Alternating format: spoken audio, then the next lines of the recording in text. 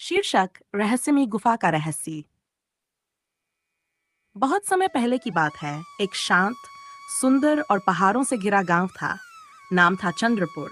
वहां के लोग सीधे सादे थे, खेती करते थे और कहानियों में बहुत विश्वास रखते थे। गांव से कुछ दूर एक ऊंची और घनी पहाड़ी के बीचों बीच एक गुफा थी, जिसे सब रहस्यमयी गुफा कहते थे। बुजुर्गों का कहना था कि ये गुफा हजारों साल पुरानी है और इसके अंदर ऐसी शक्ति है जो समय को भी बदल सकती है। लेकिन डर के कारण कोई भी उस गुफा के पास नहीं जाता था। ये भी कहा जाता था कि जिसने भी गुफा में कदम रखा, वो या तो खो गया या बिल्कुल बदल कर लौटा। गांव में तीन घनिष्ठ मित्र थे, रोहन, सिया। रोहन एक बहादुर, निडर और तेज दिमाग वाला लड़का था। बेहद समझदार, पहेलियां सुलझाने में माहिर और शांत स्वभाव की लड़की थी। टिको एक चालाक, बातूनी और चुलबुला।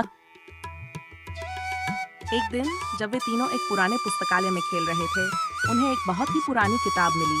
किताब की जिल्द पर लिखा था, गुफा का रहस्य और काल रत्न।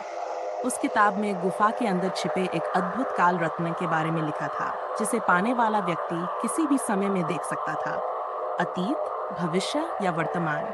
लेकिन रत्न को पाने के लिए तीनों सत्य, साहस और बुद्धि की परीक्षा देनी होती थी। तीनों दोस्तों को उत्सुकता हुई। क्या सच में ये गुफा बोलती है? क्या वाकई कोई रत्न वहां है? उन्होंने निर्णय लिया कि वे सच्चाई का पता लगाएंगे। अगले दिन सुबह जब सूरज की किरणें पहाड़ों पर चमक रही थी और चंद्रपुर गांव में हलचल शुरू हो चुकी थी, रोहन, सिया और टिको ने अपनी तैयारी पूरी की। रोहन ने बैग में टॉर्च, रस्सी, खाने का थोड़ा सामान और वह रहस्यमयी किताब रखी।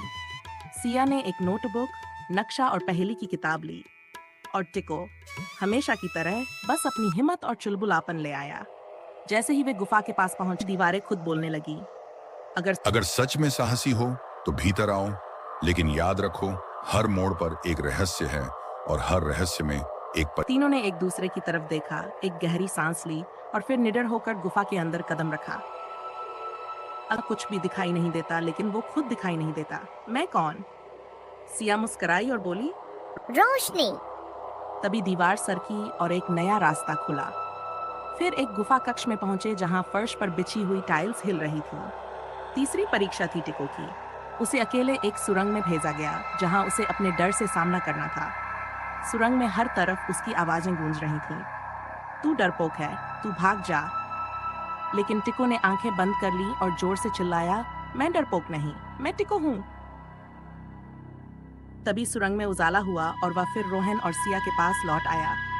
आखिरकार वे पहुंचे झील की गुफा में। वहां पानी बिल्कुल शांत था और बीच में तैर रहा था एक चमक। जैसे ही वे पास गए, एक विशाल आकृति प्रकट हुई। वह एक पहरेदार था, नीली आंखों वाला, समय का रक्षक। उसने कहा, तुमने मेरी 3 परीक्षाएं पास की हैं, बुद्धि, सच्चाई और साहस। लेकिन अब आखिरी सवाल, क्या तुम इस रत्न को सिर्फ अपने लिए चाहते हो या दुनिया के भले के लिए? तीनों ने एक साथ कहा, हम इसे गांव की भलाई के लिए चाहते हैं, ताकि लोग डरना बंद करें, सच्चाई से जीना सीखें और अतीत की गलतियों से सबक लें। रक्षक ने मुस्कुराकर कहा, यही असली खजाना है, समझदारी। और उसने रत्न उन्हें सौंप दिया। गांव लौटकर उन्होंने उस रत्न को गांव के बीच में बने पुस्तकालय में रखा, जो अब खुद एक ज्ञान का केंद्र बन गया।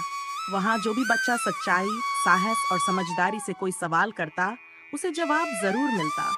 और उस दिन के बाद वो गुफा कभी डरावनी नहीं लगी, वो बनी ज्ञान की गुफा। सीख, डर को पीछे छोड़ो, सच्चाई को अपनाओ और समझदारी से हर रहस्य को हल करो। यही असली ताकत है।